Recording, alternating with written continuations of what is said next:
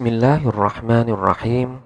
Hikayatun ialah sebuah hikayah. Qadima Syibliyu ala bani Mujahidin fa'anaqahu banu Mujahidin wa qabbala baina ainaihi. Qadima mendatangi Asyibliyu, siapa Imam Syibli, ala bani Mujahidin kepada Ibnu Mujahid, fa'anaqahu kemudian memeluk kepada Imam Syibli Ibnu Mujahidin, siapa Ibnu Mujahid, wa qabbala dan mencium siapa Ibnu Mujahid, baina ainaihi di antara kedua matanya Imam Syibli. Fasa'ala an dzalika, fasa'ala kemudian bertanya siapa Imam Syibli an dzalika tentang hal itu. Artinya, kenapa Imam Mujahid melakukan hal tersebut? Faqala kemudian berkata siapa Imam Ibnu Mujahid, Ra'aitun Nabiyya sallallahu alaihi wasallam fin naumi. Ra'aitu melihat siapa saya, an-Nabiyya kepada Nabi Muhammad sallallahu alaihi wasallam, fin naumi di dalam tidurku. Artinya Ibnu Mujahid itu bermimpi melihat Rasulullah di dalam tidurnya. Wa qad aqbala Syibli, wa qad dan sungguh aqbala menghadap siapa Nabi Muhammad asy-Syibliya kepada Imam Syibli. Faqaman Nabiyyu sallallahu alaihi wasallam ilaihi. Faqama kemudian berdiri an-Nabiyyu siapa Nabi sallallahu alaihi wasallam ilaihi menuju kepada Imam Syibli. Wa qabbala dan mencium siapa Nabi baina ainaihi di antara kedua mata Imam Syibli. Fakultu maka bertanya siapa aku, ya Rasulullah, ataf'alu hadza bi Syibli? Ya Rasulullah, wahai Rasulullah, ataf'alu apakah melakukan siapa engkau hadza kepada ini bi Syibli terhadap Imam Syibli?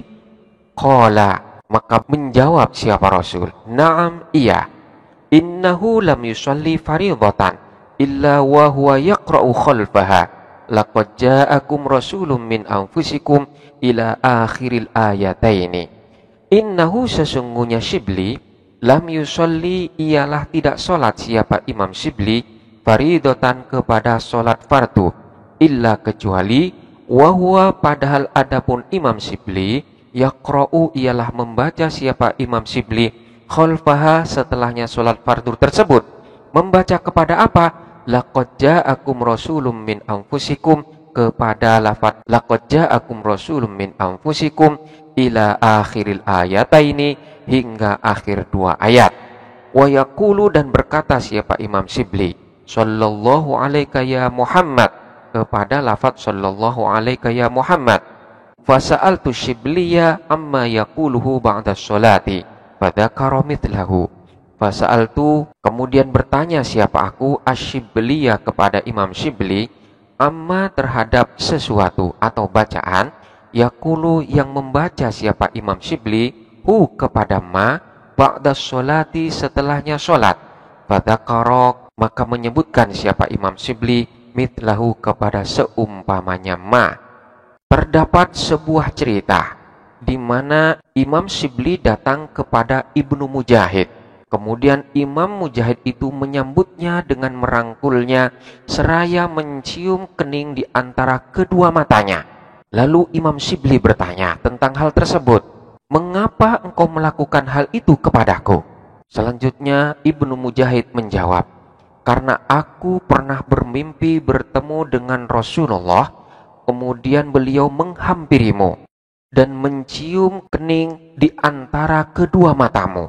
Maka aku pun bertanya kepada beliau, wahai Rasulullah, mengapa baginda melakukan hal itu kepada Imam Syibli?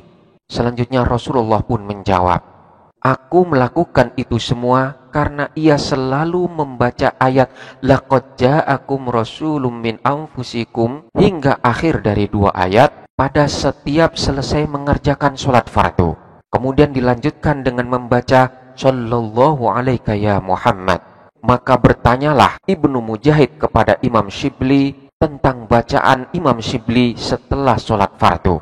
Dan ternyata dijawab oleh Imam Syibli sebagaimana yang terdapat di dalam mimpi tersebut. Kaidah nahwu dan sorok yang perlu kita perhatikan adalah yang pertama, kita perhatikan lafaz ra'aitu fin naumi. Manakala setelahnya lafadz ro'a terdapat lafadz an-naum ataupun niam, maka yang dimaksud di sana adalah bermimpi. Jadi bukan melihat sebagaimana di alam nyata. Selanjutnya kita perhatikan lafadz ya Rasulullahi. Lafadz Rasulullahi ini adalah munada, di mana munada ini terletak setelah adat nida yang berupa ya. Munada ini masuk dalam kategori munada mudhof karena memang bentuknya adalah mudhof dan hukumnya adalah dinasobkan, sehingga di sini dibaca ya Rasulullahi.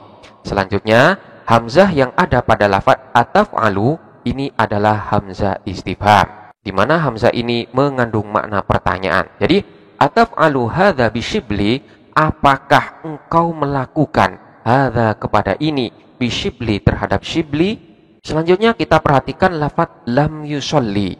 Yusolli ini pada asalnya adalah yusolli.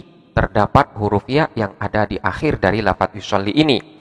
Namun huruf ya tersebut dibuang karena lafadz yusolli dimasukin oleh amil jazm. Dengan demikian lafadz yusolli ini pun harus dijazmkan dan tanda jazmnya adalah dengan membuang huruf ilat yang ada di akhirnya, sehingga menjadi lam yusolli. Dan selanjutnya lafadz wa huwa yaqra'u. Wawu yang ada di sini adalah wawu haliyah, yaitu wawu yang terletak pada jumlah yang berkedudukan sebagai hal, di mana jumlah ini menjelaskan tentang keadaan daripada Imam Syibli. Selanjutnya pada lafadz ya Muhammadu. Lafadz Muhammad ini juga sama dengan lafadz Rasulullahi, yaitu sama-sama sebagai munada.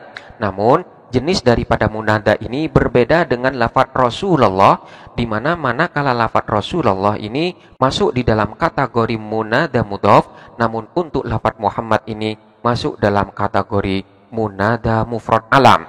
Disebut dengan mufrad karena lafadz Muhammad ini tidak berupa susunan idhofah, disebut dengan alam karena Muhammad ini adalah termasuk dari isim alam.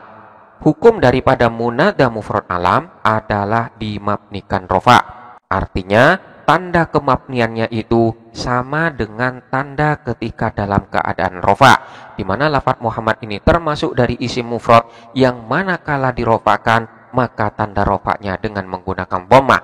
Dengan demikian tanda kemabnian daripada Muhammad ini pun dengan menggunakan dhammah namun tanpa tanwin, sehingga di sini dibaca ya Muhammadu. Wallahu a'lam bishawab.